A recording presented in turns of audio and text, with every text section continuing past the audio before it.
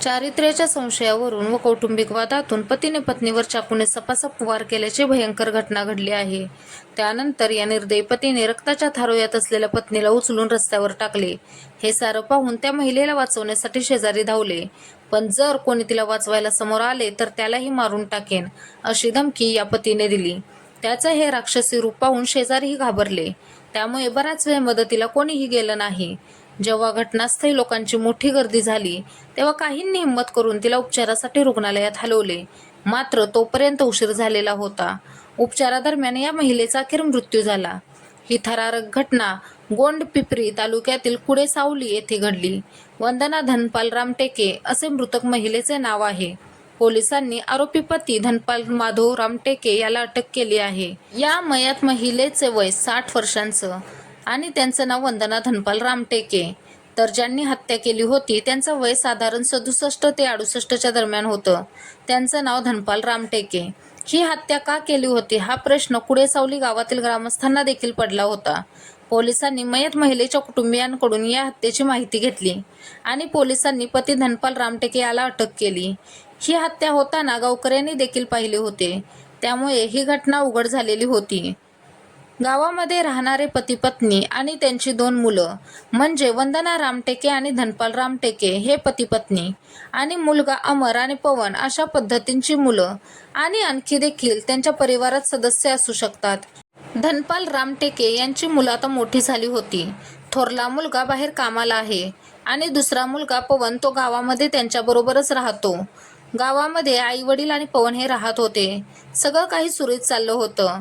धनपाल रामटेके ह्या गावामध्येच अवैध पद्धतीचा दारू विक्रीचा धंदा करायचा। तो देशी दारू विकायचा आणि अशी माहिती समोर येते की तो दारू प्यायचा। आता याच्यामधून हळूहळू पती पत्नींमध्ये वाद वाढत चालले होते। आता पत्नीचं वय 60च्या वरती गेलं होतं, तर पतीचे वय 67 ते 68च्या आसपास होतं।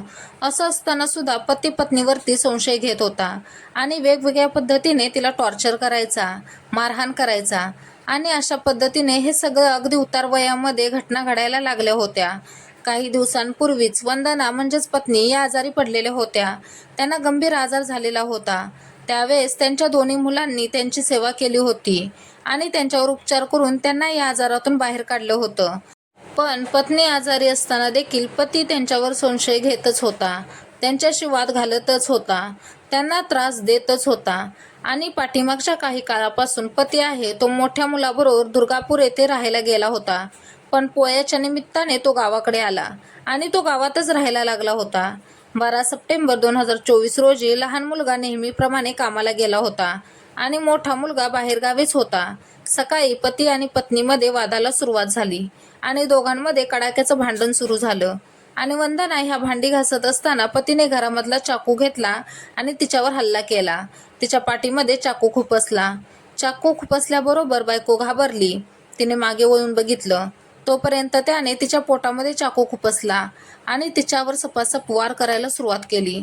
तिने वार अडवण्यासाठी स्वतःचा हात आडवा आणला। स्वतःला वाचवण्याचा ती प्रयत्न करत होती, पण पतीने तिच्या हातावर सुद्धा वार करायला सुरुवात केली आणि तिला प्रचंड मारहाण करून अंगणामध्ये आणलं। ती प्रचंड आरडाओरडा करत होती, मात्र हा तिच्यावर वार करतच होता। पत्नी रक्ताच्या थारोळ्यात विवळत पडली होती। आता हा सगळा आवाज गोंधळ ऐकून गर्दी जमा झाली होती आणि धनपालच्या हातामध्ये चाकू होता। पत्नी रक्ताच्या थारोळ्यात विवळत पडली होती। काही ग्रामस्थ वंदनाला म्हणजेच पत्नीला वाचवण्यासाठी पुढे आले होते, किंवा ती पाणी मागत होती तिला पाणी पाजण्यासाठी पुढे सरसावले होते। पतीने हातामध्ये चाकू घेतला, ग्रामस्थांना धमकावलं होतं, समजा कोणी पुढं आलं आणि कोणी तिला मदत केली तर त्याचा सुद्धा मी जीव घेईन, त्याला देखील ठार मारीन अशी धमकी त्याने ग्रामस्थांना दिली होती। आणि त्याच्यामुळे ग्रामस्थ घाबरले होते आणि त्यांनी कोठारी पोलिसांना माहिती दिली। पोलीस येईपर्यंत पत्नी रक्ताच्या थारोळ्यामध्ये विवळत पडलेली होती। त्यानंतर आरोपी धनपालने त्या ठिकाणावरून पळ काढलेला होता, पण पोलिसांनी तिथे आल्यानंतर सर्वात आधी ग्रामस्थांच्या मदतीने त्या पत्नीला दवाखान्यामध्ये दाखल करण्यात आलं होतं, पण दुर्दैवाने तिने वाटेमध्येच प्राण सोडला होता।